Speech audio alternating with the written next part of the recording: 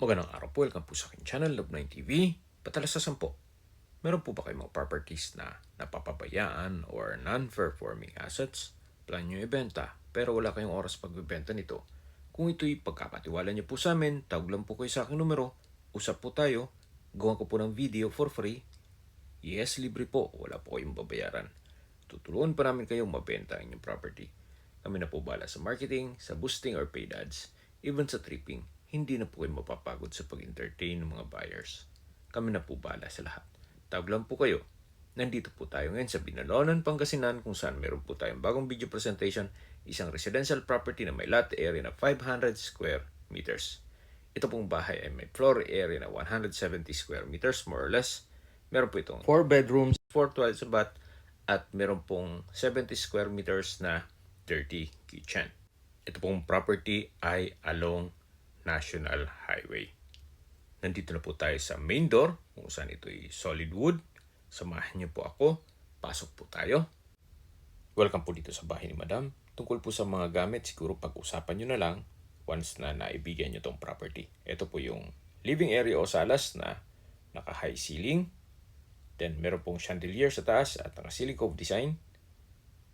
Sa structure, maayos pa po. Wala pong crack ang dinding. Then meron pong window type aircon, naka-tiled flooring, then meron pong malaking sliding glass window. Ito po yung stairs going sa second floor.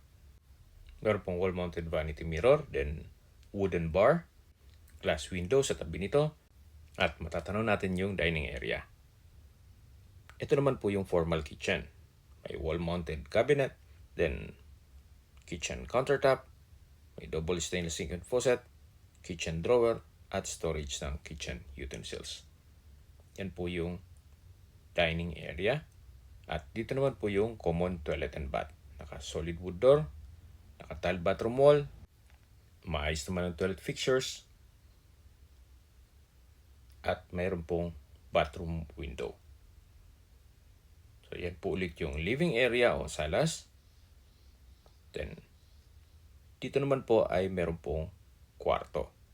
Kung meron man po kayong PWD or senior citizen sa pamilya, ito naman po yung para sa kanila. Naka-solid wood door, malaki naman ang espasyo, meron pong dalawang glass window, may center lamp, then naka-tiled flooring, maayos pa naman ang pintura ng ceiling at wall. Meron po itong wardrobe na solid wood. At dito naman po yung toilet and bath. Maayos ang toilet fixtures, may bathtub, naka-tile bathroom wall, at may vanity mirror. So tunghayin nyo po ulit itong first bedroom na napakalaki ng espasyo. Sa labas po tayo. So mula po dito, aakyat po tayo. Ito pong hagdan ay naka-wooden handrail and railing. Pati itong staircase.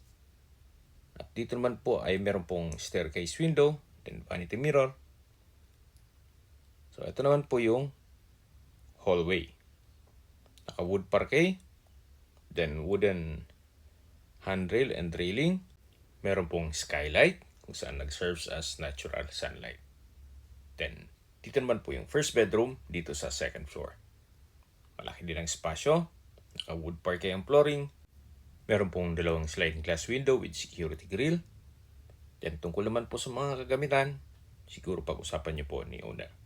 So ito po yung open below na matatanaw nyo ang living area at yung main door. Then meron pong jar sa gilid nito. At ito naman po yung second bedroom. Naka-solid wood door, may sliding glass window, wood parquet and flooring, center lamp. Sa espasyo, sakto lang po. Hindi naman siya ganun kaliit at hindi naman ganun kalaki. Ito naman po yung third bedroom. Naka-solid wood door. Meron pong dalawang sliding glass window with security grill. Then, naka-wood parquet din ang flooring. At meron pong center lamp. Maayos naman ang pintura ng ceiling at wall. Ito naman po yung common toilet and bath. Naka-solid wood door. Maayos ang toilet fixtures. Naka-tile bathroom wall.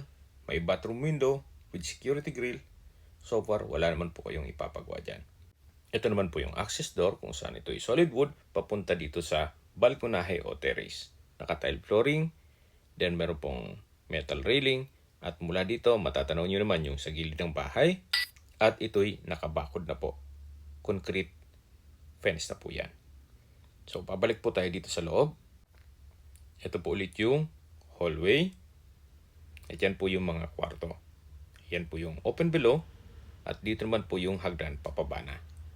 And meron pong staircase window. May vanity mirror. At habang naglilipot po tayo, pag-usapan natin ang distance, location at travel time.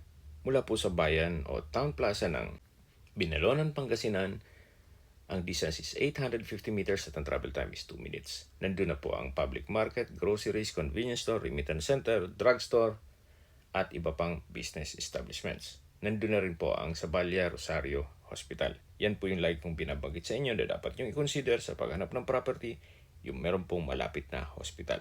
Hindi ko naman po sinasabing sakitin kayo. Yan naman po ay for emergency purpose lang naman. Ito pong property ay meron pong 70 square meters na dirty kitchen, kung saan meron pong dining area at kitchen countertop. Meron pong malaking sliding glass window or kitchen window. So halos isang bahay na po yan. Then naka-solid wood door na po. Yan po yung likod ng bahay na meron pa pong service area. So ito naman po yung toilet and bath. Malaki din ang spasyo. At dito naman po yung perimeter fence sa likod dito bahay. Malawak pa po yan, paikot ng property. Balik po tayo sa distance, location at travel time. Mula po sa T-Plex, ang distance is 2.4 kilometers at ang travel time is 4 minutes.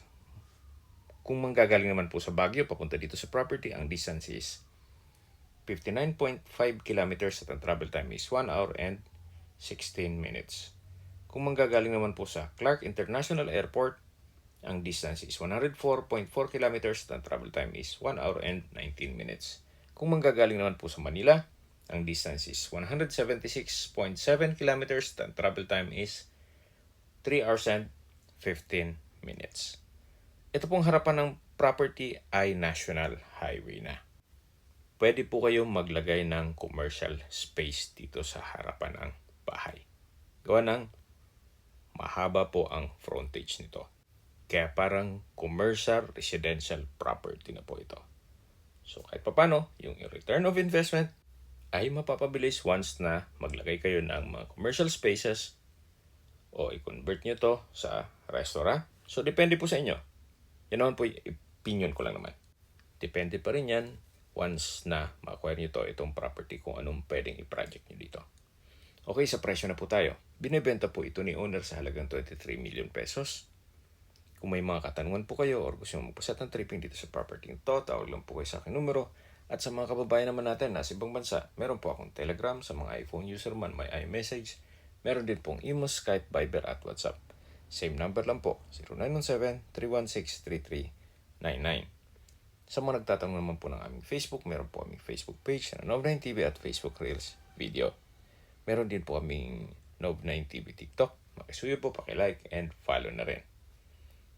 Meron din po kami ibang YouTube channel na The Nob9TV channel at AC Listings. Sana po naibigyan yung aming video presentation. Pakilike and subscribe na po sa aking channel para ma-update din po kayo sa aking future listings. Kung sakali po hanap nyo yung mas malaking sukat ng lupa, meron din po kami ibang listings na pwede nyong pagpilian. Huwag po kayong mag-atubiling tumawag sa amin, then let us know your budget para malaman namin kung anong property pwede namin alok sa inyo. Sa lahat pong viewers, subscriber at nagtiwala po sa amin, salamat po sa suporta. Ingat po kayo lagi at yung pamilya. Maraming salamat po.